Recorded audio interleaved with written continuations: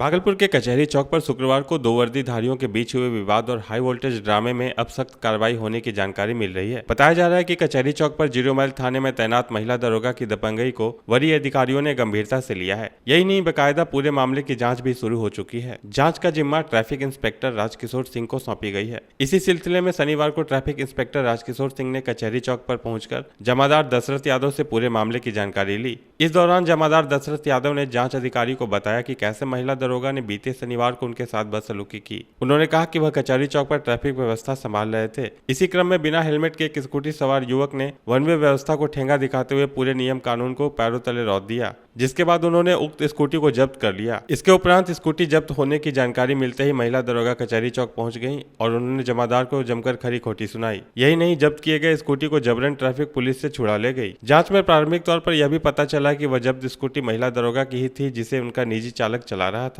जांच अधिकारी ने जांच के क्रम में उस दिन ट्रैफिक में तैनात सिपाहियों से भी एक घटना के बारे में जानकारी ली।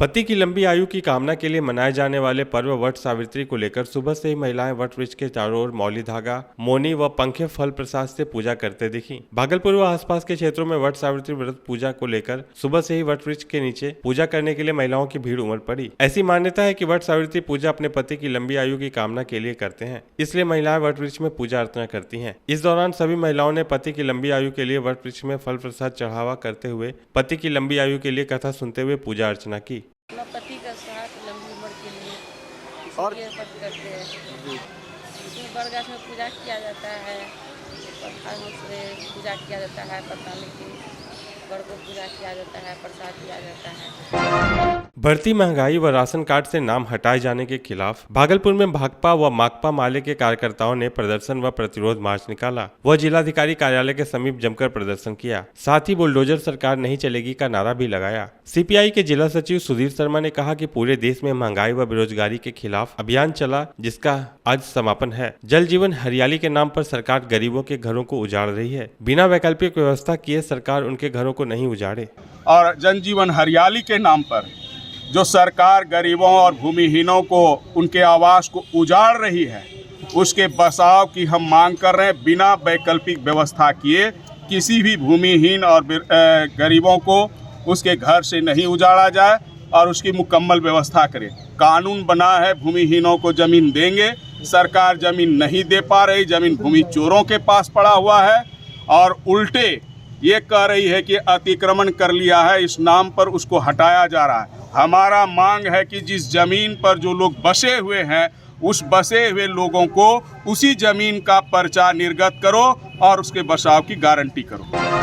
कोविड के दौरान अनाथ हो गए बच्चों के खाते में आज सोमवार को पीएम केयर फॉर चिल्ड्रन योजना के तहत पीएम राशि डाली गई। साथ ही स्कूल जाने वाले बच्चों को स्कॉलरशिप ट्रांसफर की गई। इस दौरान बच्चों को पीएम केयर फॉर चिल्ड्रन की पासबुक और आयुष्मान भारत प्रधानमंत्री जन आरोग्य योजना के तहत स्वास्थ्य कार्ड भी वर्चुअल तरीके से सौंपा गया। इसके लिए सुबह 10:30 बजे वीडियो कॉन्फ्रेंसिंग के जरिए यह कार्यक्रम प्रारंभ हुआ। कार्यक्रम भागलपुर समीक्षा भवन में किया गया, जिसमें जिले के 3 अनाथ बच्चे, जिसमें 2 लड़की मेघा, अर्चना और 1 लड़का अमन है, जिन्होंने अपने माता पिता को खो दिया। इनमें 2 मुंदीचक और 1 सुल्तानगंज के हैं। प्रधानमंत्री ने भागलपुर जिले के इन बच्चों से भी उनका हालचाल पूछा और साथ ही पढ़ाई और बाकी मिल रही सुविधाओं के बारे में बात की। कार्यक्रम के दौरान डीडीसी प्रतिभा रानी, शिक्षा विभाग के पदाधिकारी संजय कुमार के अलावा भागलपुर के कई अधिकारी व शहर के कई प्रबुद्ध जन मौजूद थे। एक लाइव इंटरैक्शन सेशन था, जिसमें माननीय प्रधानमंत्री जी के द्वारा पूरे देश भर में सभी ऐसे बेनिफिशियरीज को जो है संबोधित किया गया एवं इन बेनिफिशियरीज के बीच एक किट का वितरण किया गया, जिनमें उनसे संबंधित सभी दस्तावेज उपलब्ध है, जैसे उनका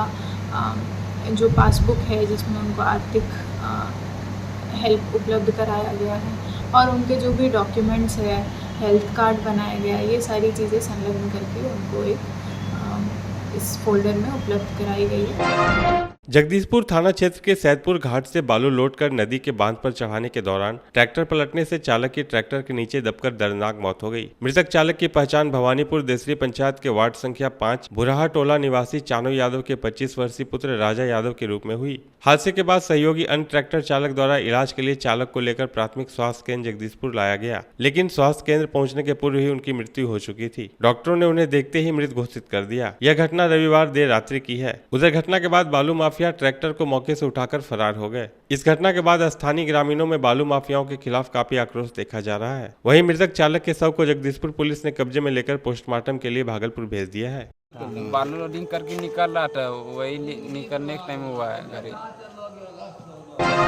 स्ट्रीट वेंडर भारतीय शहरों का एक महत्वपूर्ण अंग है, क्योंकि वह बेहतर लागत और सुविधाजनक स्थानों पर सामान और सेवाएं प्रदान करते हैं। स्ट्रीट वेंडर्स अपने परिवारों की देखभाल के लिए कड़ी मेहनत करते हैं। यह गरीबी के लिए उद्यमशीलता सिखाने और गरीबी को दूर करने के लिए एक अच्छा माध्यम है। इसी बाबत हटिया रोड तिलका माझी में एक प्रेस वार्ता रखी गई, जिसमें कई बिंदुओं पर वार्ता हुई। कार्यक्रम के तहत कार्यक्रम प्रबंधक श्याम शंकर दीपक ने मीडिया से बात करते हुए कहा कि हमारी कई ज्वलंत मुद्दे हैं, जिनमें जिला प्रशासन नगर निकाय में आपसी समन्वय के अभाव के कारण फुटपाथ दुकानदार प्रताड़ना के शिकार हो रहे हैं। पहचान पत्र व वेंडिंग सर्टिफिकेट होने के बावजूद दुकानदार को आए दिन उजाड़ा जा रहा है। टाउन वेंडिंग समिति की बैठक नहीं होने से फुटपाथ दुकानदारों के संदर्भ में कोई यथा उचित निर्णय नहीं लिया जा रहा है। पीएम स्वनिधि के लोन देने में बैंकों की उदासीन रवैया, शिकायत निवारण कमेटी का गठन नहीं होने से वेंडर अपनी मांग कहीं नहीं रख पाते हैं। इसी बाबत उन्होंने सरकार से मांग की है हमारी जितनी परेशानियां हैं उन्हें जल्द से जल्द दुरुस्त किया जाए। उन्होंने मीडिया से बताते हुए यह भी कहा कि अगर हमारी मांगे पूर्ण नहीं होती हैं तो हम लोगों को मजबूरन आंदोलन करना पड़ेगा। इस बार मेरा भागलपुर में पहला विजिट है और यहाँ पे आके ये देखा कि यहाँ पे भी अलग अलग जगह नगर निगम की तरफ से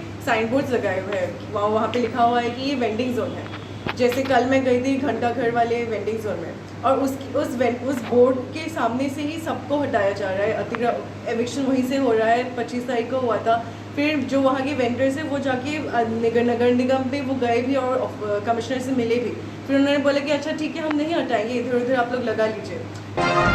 आईपीएल की तर्ज पर भागलपुर के सैंडिस कंपाउंड में 5 दिवसीय भागलपुर क्रिकेट लीग की शुरुआत आज से हो गई। मैच का उद्घाटन समाजसेवी विजय कुमार यादव, भाजपा नेता बंटी यादव, भागलपुर के सार्जेंट मेजर के शर्मा, भागलपुर क्रिकेट संघ के सचिव आनंद मिश्रा सहित आगंतुक अतिथियों ने खिलाड़ियों का परिचय प्राप्त कर और बल्लेबाजी एवं गेंदबाजी कर किया। पहली बार भागलपुर में आईपीएल की तर्ज पर 2020 लेदर बॉल क्रिकेट टूर्नामेंट के आयोजन से क्रिकेट खिलाड़ी और खेल प्रेमी उत्साहित हैं। इस दौरान आयोजक विजय कुमार यादव ने युवाओं के सर्वांगीण विकास को लेकर उनके खेल को निखारने की बात कही। वहीं भाजपा नेता बंटी यादव ने विजय कुमार यादव के प्रयास की जमकर सराहना करते हुए इससे भागलपुर के युवाओं को क्रिकेट के क्षेत्र में बढ़ावा देने वाला करार दिया। उद्घाटन मैच तिलका माझी फाइटर्स और घंटाघर चैंपियन के बीच खेला गया, जिसमें तिलका माझी फाइटर्स विजेता रही। इस दौरान बड़ी संख्या में खेल प्रेमी मैच का लुत्फ उठाते दिखे।